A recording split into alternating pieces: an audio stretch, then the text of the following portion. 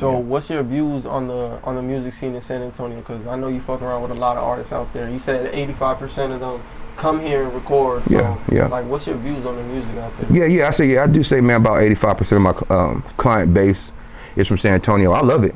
You know what I mean? It's extremely diverse.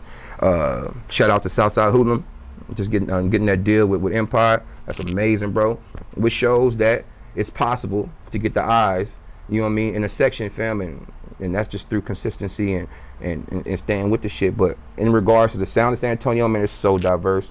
This whole area, this region, is so diverse. I'm lucky enough to be able to hear this shit firsthand because I'm an audio engineer. Not only do I create and write music, got projects out and shit, but I'm an audio engineer, so I hear all the new music before anybody hears it. And man, I can't even explain. There's some crazy shit finna come up for sure. A lot of young talent, but outside of that, man, you got a lot of Paul Fisher.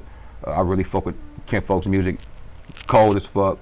My little nigga Ron Power Up. Shout out Ron Power Up. Fuck with him. Slim Doja, Boulevard, who just left. Like I said, Rich Gritty, I see what he doing out there. Blake, I see what they doing out there. Man, BJ, goddamn, I see what he doing out there. Like, bro, and it's crazy because the palette of music that's out there is extremely diverse, like I said. So pick your poison. You got your conscious rappers, you got your trap shit, you got your R&B shit, you got your pop shit. To be honest, I think that the spotlight should be on San Antonio a lot more than what it is. Hopefully here in the upcoming years that shit will happen, man, because the talent's there. It ain't about the talent. It's just getting the recognition. People say like we need more resources. Like, do you think we need more resources?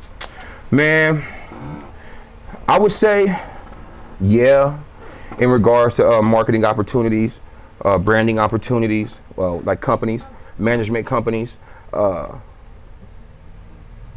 somebody on the inside with these radio stations to give some of these local artists more of an opportunity to get their music on that platform, man, because I know if 98.5 and other few radio stations locally, if they gave some of these up and coming artists more opportunities, like you got artists like Blake and Southside Hoodlum, or Rich Gritty or BJ, goddamn nigga, that's making waves, big waves in the city, and then every time I turn on the radio, I don't hear it. You know what I mean? That's a problem. You know what I'm saying?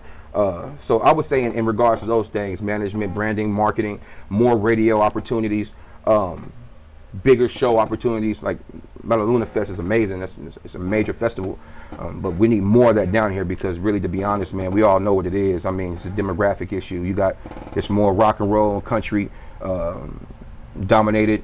They don't really pay attention to the hip hop scene too much until as of late they are starting to pay attention to it more, but not enough as they should. You know what I mean?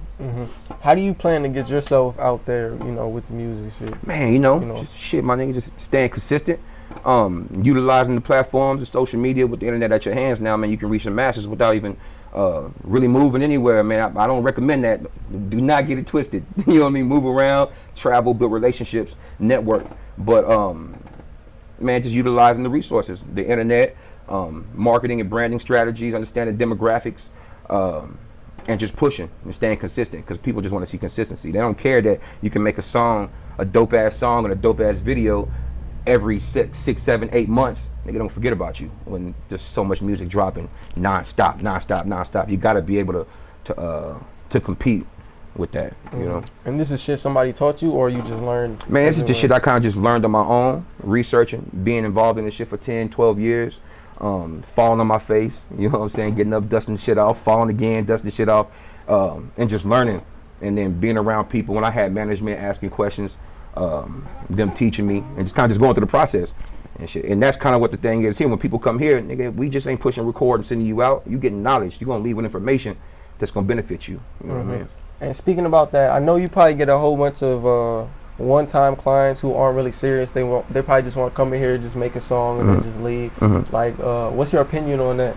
You know, I try to treat every person like they're a superstar, man, because you never know. I mean, this one session that they've never done before can lead them into a direction that can change their life, their family's life for generations. You know what I mean? So, mind you, the shit does get annoying when you get some people who don't take their craft serious, because I take my craft very serious.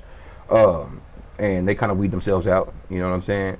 But I try not to take that approach because you just never know. I just try to create a comfortable environment, create a space for them, let them come in here and do their thing, and then shit, I encourage them while they're in there. It's their first time. I encourage them while they're in there, and we just go from there. But it do get annoying sometimes, my dog. You get some people that be playing. I'm like, dang, I am not with that, man. This is my life, you know. Yeah.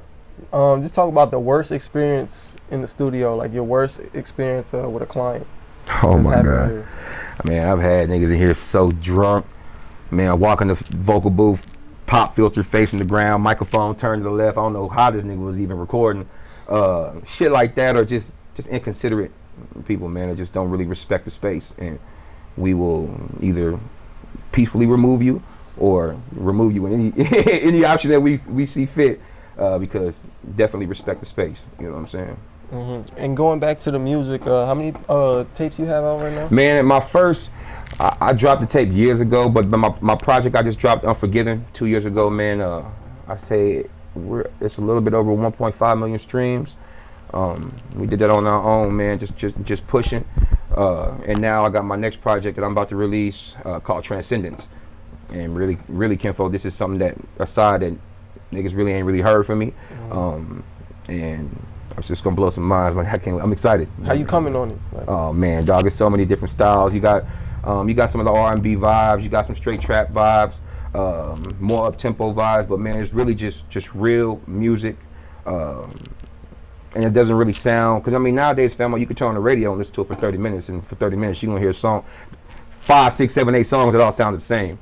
You will not be able to predict what the next record will sound like once you push play on it, man. And I think people are gonna really enjoy it. It's gonna take them on like a little emotional roller coaster for sure. Yeah, bitch gonna be probably like 12, 13 songs.